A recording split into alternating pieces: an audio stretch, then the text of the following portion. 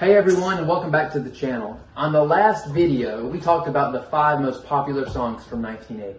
On this week's video, we're going to talk about the next 5 most popular songs from 1980.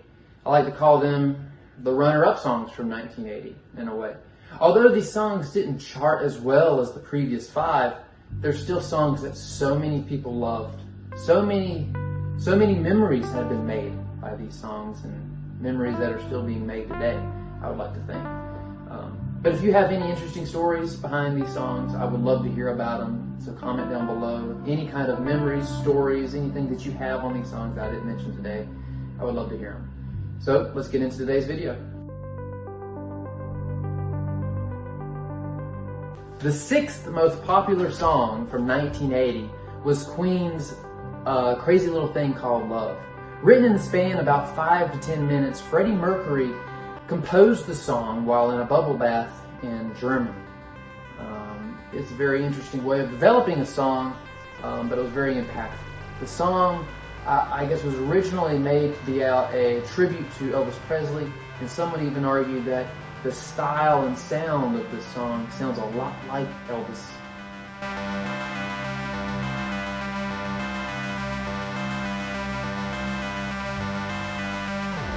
Due to his lack of knowledge and only knowing a few chords on a guitar, Freddie Mercury ended up writing Queen's first #1 hit in the United States.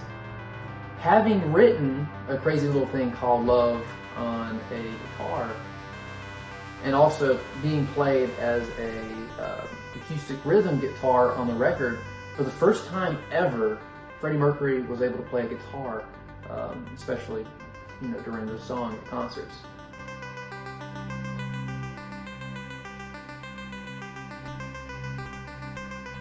The 7th most popular song from 1980 was originally written and performed by Paul McCartney. The single was released as the opening track to his 1980 album, McCartney 2. Paul McCartney played every single instrument in this album. And that's something he did even in his most recent album, McCartney 3. The sound and style of this song, or even this album in general, was slightly different from his earlier works. But it didn't matter because the use of synthesizers and sped up vocals made the song a big hit. It reached to #2 in the United Kingdom, and the live version by Paul McCartney and the Wings in Glasgow a year prior became a really big hit in the United States.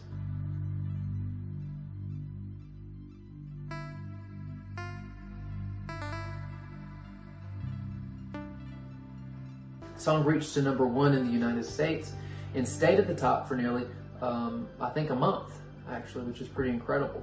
Some credit is even given to 80s DJs at the time for flipping that record over to play the live version in Glasgow.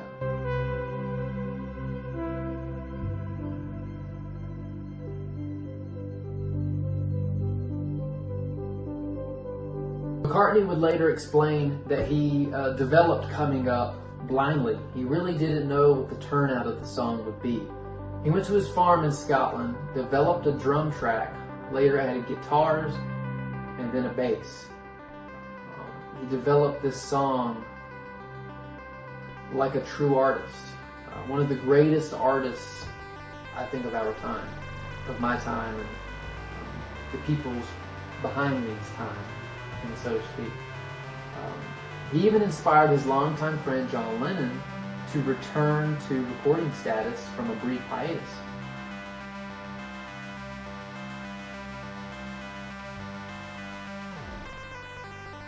The 8th most popular song, 1980, was Lip Sync's Funkytown.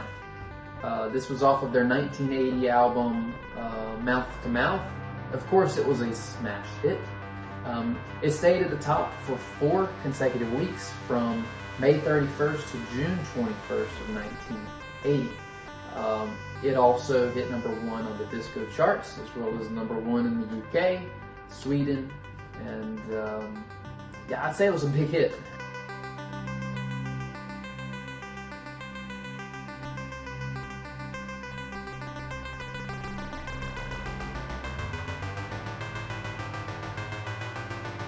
The song was composed based on their dissatisfaction of living in Minneapolis, Minnesota, and their desire to move to the big daddy of them all, New York City.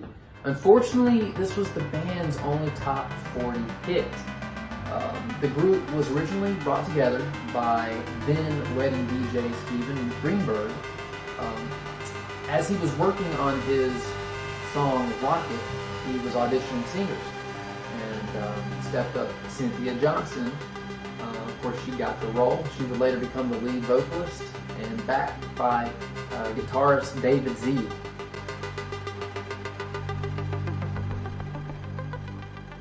Sadly, the group disbanded only 5 years after releasing their greatest hit. Their second place single, Rocket, charted. However, no other songs could reach the Hot 100.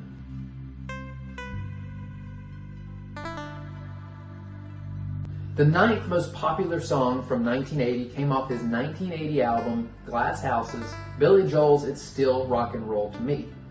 Billy wrote this song inspired by the shifting popularity of music at the time. As the disco came to an end, an all too familiar genre of music, according to Billy, being the new wave, became very popular with millions of listeners around this time.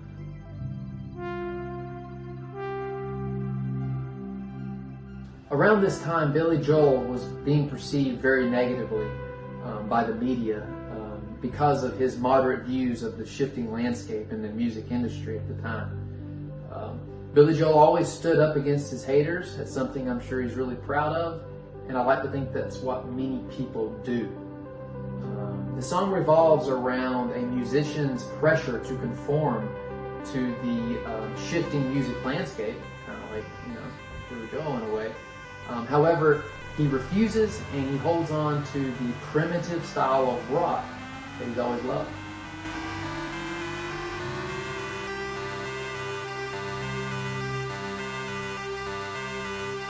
The single was #1 on the Billboard Hot 100. It stayed there for 2 consecutive weeks, from July 19th through August 1st of 1980. It was also #1 on the Canadian charts, as well as number 14 on the UK charts. Still rock and roll to me.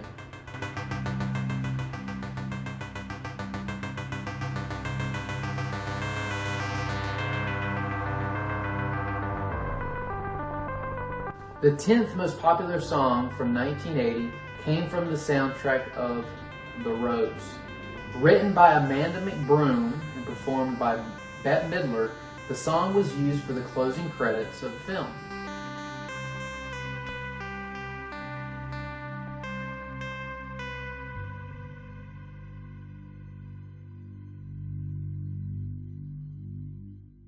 McBroom decided to submit the song to the music producers of the film. However, after initial examination, the producers rejected the track. They didn't like it.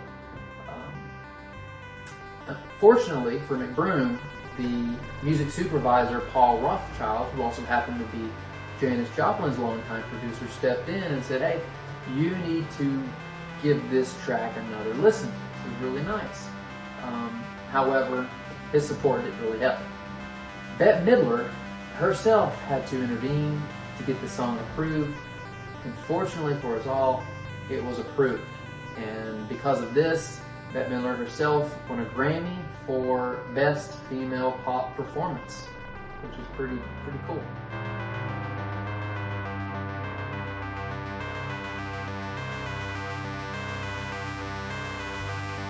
The single climbed to #3 on the Hot 100, as well as #1 on the adult contemporary charts for 5 consecutive weeks. If you've never heard of McBroom's version of The Rose, I highly recommend you do so. Just go to YouTube, search it, and listen to it. It's really nice. I kind of like it myself. And there you go. That's the next 5 most popular songs from 1980. And on the next video, I'm going to talk about the next 5 most popular songs from 1980. Now listen, I don't care if I'm only getting 25 views per video on this. I'm learning a lot by doing this, And I hope I'm helping you out by learning a lot too. I hope you're learning as much as I am, if not more.